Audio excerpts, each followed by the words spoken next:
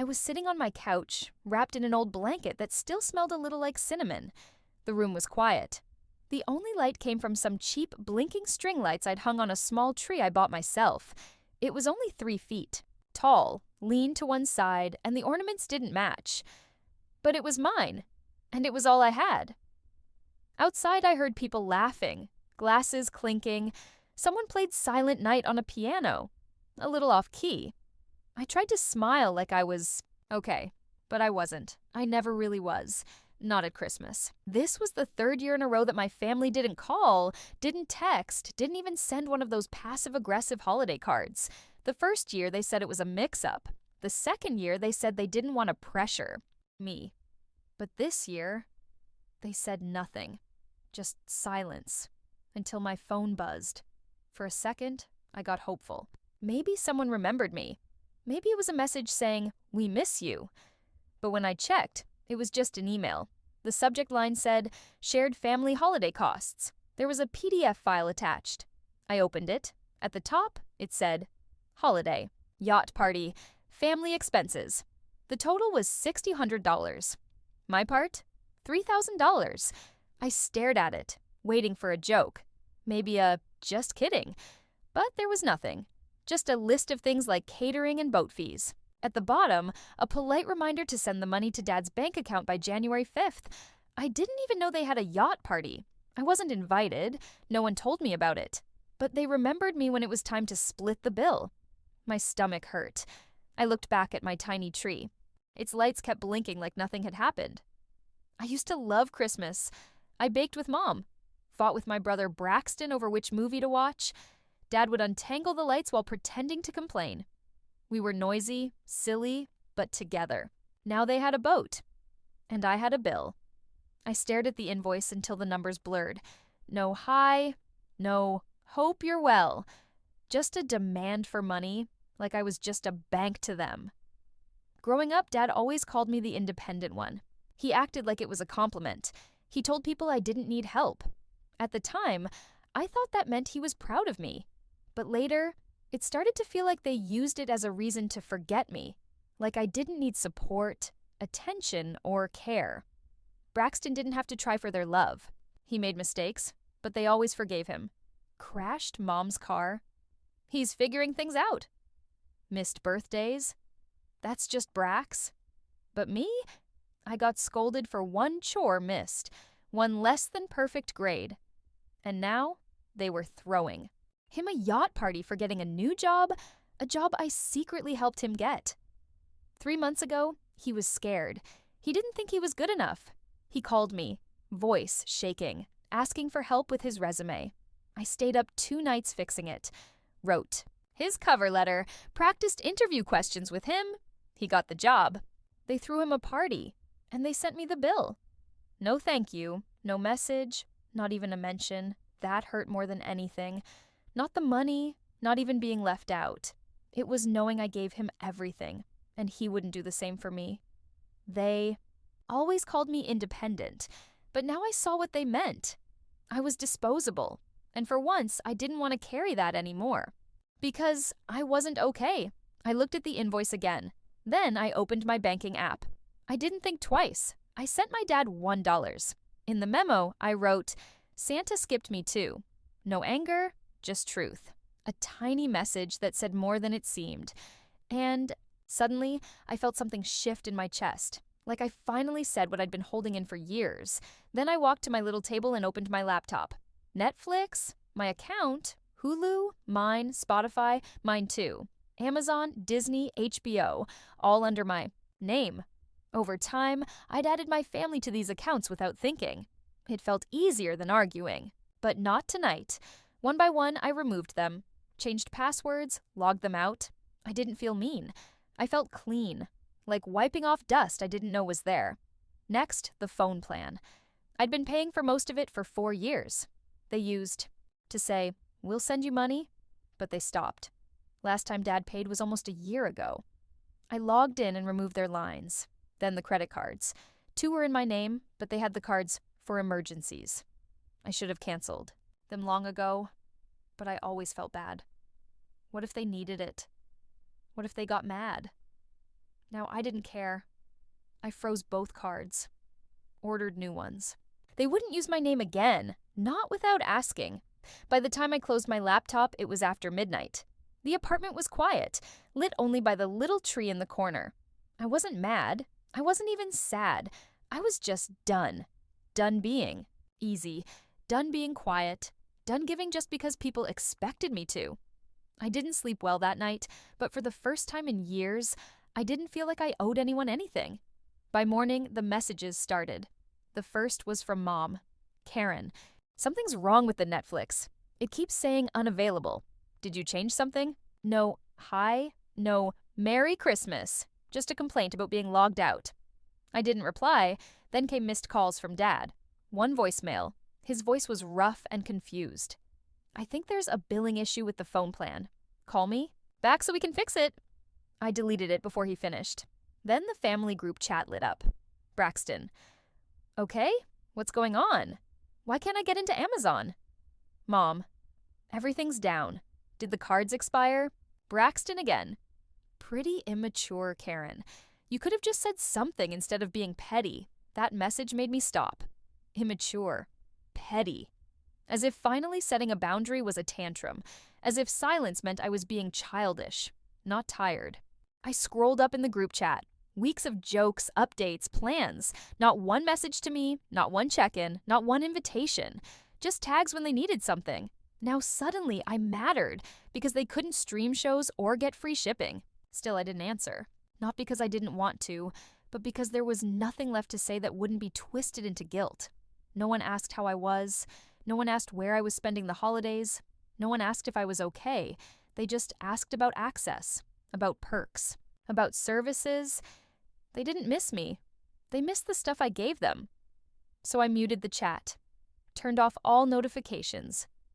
And the silence that followed? It felt like the first real gift I'd gotten in years. It was never about family. Not really. It was about what I could fix, cover, offer, without asking for anything back.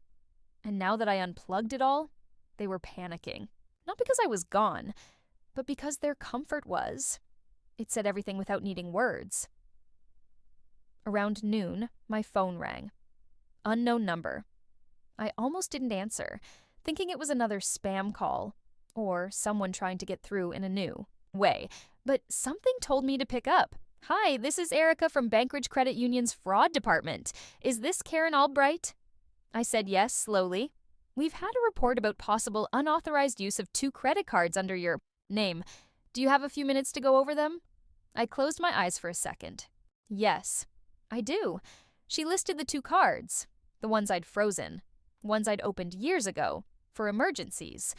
The same cards my dad had slowly started using for gas, groceries, dinners, until it became regular. There's a report of fraud, Erica said. Someone claims they were locked out of funds they were allowed to use. I took a breath. There's no fraud, I said calmly. I'm the account holder. No one else is on those cards. I froze them on purpose. A short pause. And the people who were using them? My parents, I said. They knew they weren't theirs. I let it go for too long. That's over now. Another pause. I could hear her typing. Understood, she said. Just confirming. You know about all the changes and you approve them? I do, I said. There's no fraud here, just a family who mistook me for a doormat. I didn't mean to say that. Last part out loud. But I didn't take it back either. Erica gave a little chuckle. Soft, not mean. I'll close the fraud case and make a note. You're all set. Thank you, I said. Take care of yourself, Karen, she added gently before hanging up. I stared at my phone for a long time after. Not because I was upset, but because I'd finally told the truth. I hadn't yelled. I hadn't cried. I'd just said it. And it didn't feel like fighting. It felt like freedom.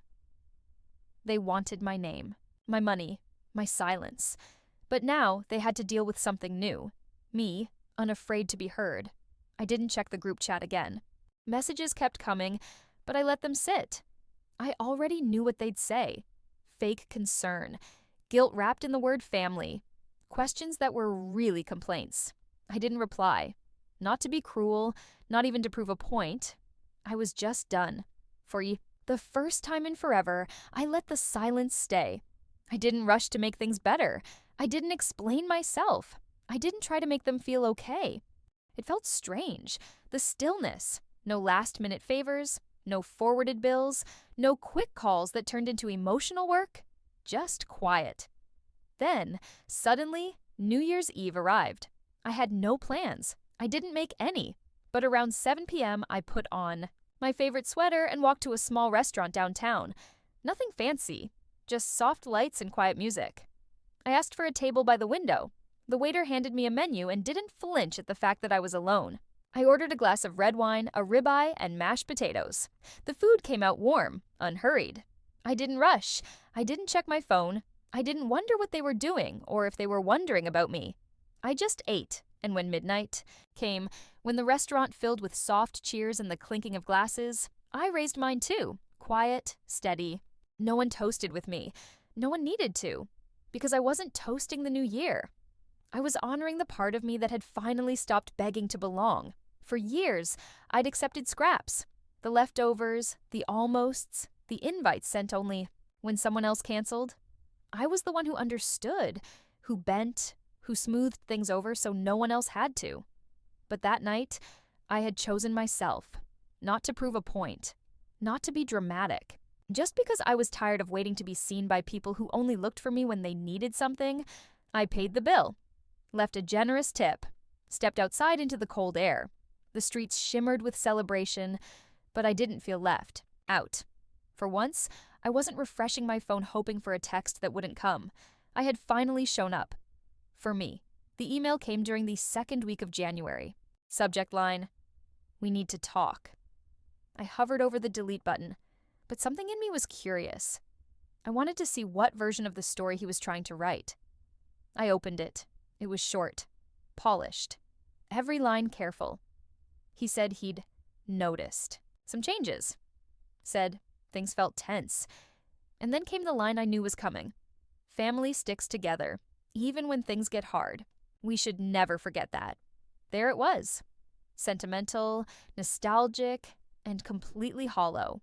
No mention of the yacht party, no mention of the invoice, or the fraud report. No apology, not even a question about how I was. Just an implication that I had broken something I was supposed to keep intact. I stared at the screen, then typed 4 words. "So why didn't you?" No greeting, no sign-off, just the truth, handed back to him like a mirror. I hit send, closed the laptop. I didn't wait for a reply. I knew I wouldn't get one. Not one with any real honesty. For years, they had called me strong, resilient, the one who held it all together. But strength had become their excuse to forget me, to skip inviting me, to lean on me without checking if I was okay. Now I had asked the one question they couldn't answer, the one that didn't leave room for excuses or pretending, and I didn't need an apology. I needed them to sit in the silence they created, the silence they filled with my usefulness, but never my presence. The next day, Braxton texted, "You're tearing this family apart. How could you do this to us? You owe us more than this." I read it once. Didn't reply. He didn't ask why I was hurt, didn't acknowledge anything. All he saw was the break in the system that always benefited him. But I wasn't patching it up anymore. I wasn't the fixer, not the buffer, not the bridge. I was the question they didn't want to answer. And that, finally, was enough. The weeks that followed, I started rebuilding my life. Quietly, carefully. This time, with walls they couldn't reach through. I opened new bank accounts, changed every password, requested new cards. I called the phone company, started a fresh plan with just one name on it, mine. One by one, I updated my subscriptions and linked them to an email they'd never seen, never touched. It wasn't revenge. It was release. And with every account I took back, I felt something in me loosen, like untying a knot I didn't know I'd been carrying. No more emergency calls expecting me to fix things. No more birthdays forgotten by them but remembered by me. No more being the only one who knew their chaos and still kept showing up.